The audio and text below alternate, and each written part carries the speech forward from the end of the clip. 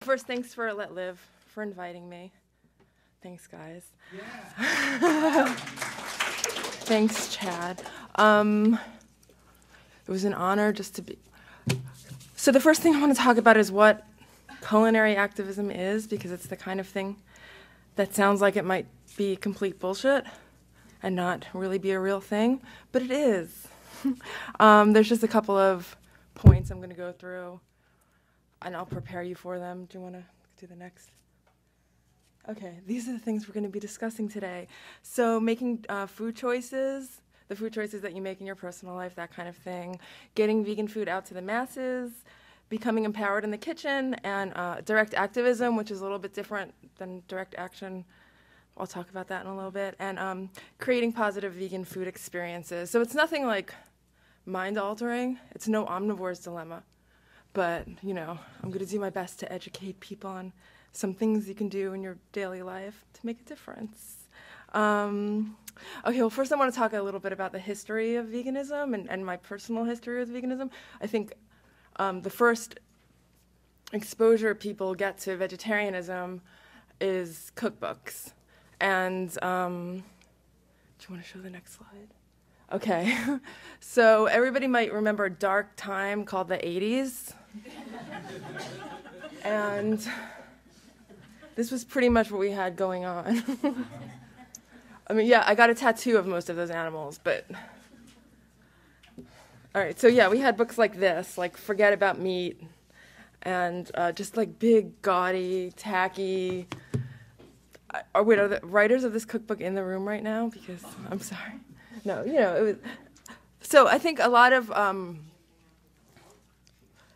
people like hate vegan foodies, but it's really important that we get vegan food to be something people are desiring and not something people are scared of. Because a lot of people do agree with the basic tenets of veganism or vegetarianism and the basic ethics of it, and they just can't make the leap to actually stop eating meat. So I think food is, well, the thing that I try and focus on, like,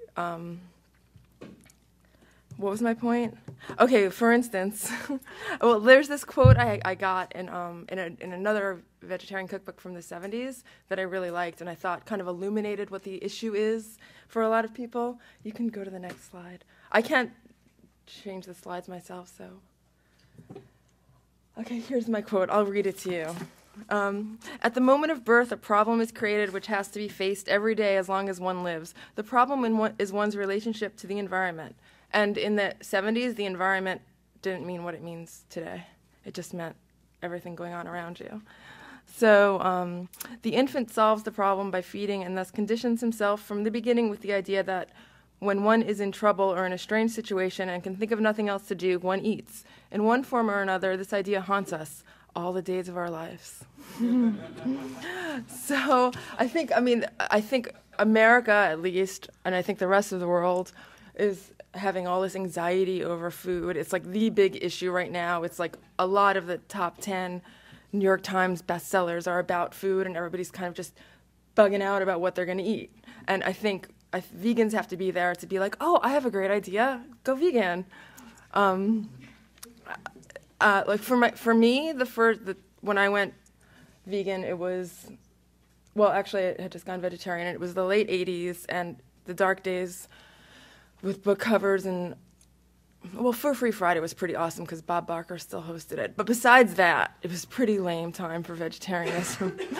And I had just got to see Indiana Jones and the Temple of Doom with my friend who was vegetarian. Actually, he was vegan. And we were in a bus, and I was making fun of him for being vegetarian. And he was, in his pocket, there's this restaurant called House of Vegetarian in New York, if anybody knows it. It was the only vegan food in New York at the time. And he had in his pocket just like a piece of something called hot steak cube, which is basically wheat gluten, which was, I think all vegans needed to carry it around in their pockets for moments like these. And I hope everybody still does that. And he was just like, oh, just try this. And I tasted it, and it was good. And I was like, it was the first time, actually, when I thought, oh, maybe I can do that. I mean, I had thought about doing it before, and I, listened to the Smiths and stuff, and I knew that I should do it, and that's probably why I was making fun of him so bad. but I really didn't think I could. I had a real emotional attachment to my food, and I think a lot of people have that. And yeah, so from that day on, I was vegetarian. And so my point is, I don't remember it. I'm just going to go. So, just kidding. Oh, God. Okay. So giving up meat can be a really emotional thing, and changing your diet, and even being told, oh, you shouldn't eat this. You know, that's like, no matter what the reason, it's still like a slap in the face to most people. And I think that's why people aren't receptive to it. I mean, some people, yeah, they're never going to change. But sometimes it's also the way we approach it, and what alternative we're offering them. Like, a lot of people, like, the big thing in newspapers these days is somebody writing about, I raised a pig and then I killed it, but I love it. Like, that's like a big, how instead of people being like, oh, I'm like having this emotional connection to animals, so I'm going to stop eating them. You know what? I'm going to stop chewing gum because I'm bothering Josh. Right, so instead of people saying, oh, I'm getting this attachment to an animal, I'm going to stop eating meat, they're like, I'm going to figure out a really cool way to kill it. And then I'm going to pretend that I love it even more than you love it, even though you're vegan. Like, they pretend, like, you know, killing the pig is honoring it, being vegan is not honoring it, kind of thing. I mean, I think people are just getting this really warped perspective on how to deal with these food issues. And so I think vegans need to get their side of the story out there in a way that's actually welcoming and not going to, like, if I had been on the bus making fun of Kenny that day and making fun of the wheat gluten in his pocket, and he had been like, you know what, you know, start cursing me out and then typed on the internet about how much he hated me, instead of being like open-minded, kind of tolerant, compassionate person, like, I don't know where I'd be right now. I'd be eating a steakum. I'd be in the back throwing McDonald's wrappings at me. It would be awful. So I think another thing we have going for us right now is that the world is ending. We have a lot of really great environmental devastation we can be using to our benefit. So when people are like, I want to go vegan, but I don't think... And then, like, the whole world goes black, and, like, wind and nuclear apocalypse and... Wait, sorry. No, but, you know, we can use those things as saying, you know what, you're going to have to go vegan because the world just can't sustain your meat eating. That kind of stuff, right. So that's not even, I haven't even gotten into my presentation yet. So, do you want to go to the next slide? I don't even know what it is. That's some food. So I think that was supposed to be there to be like, look, show people they can be civilized and be vegan.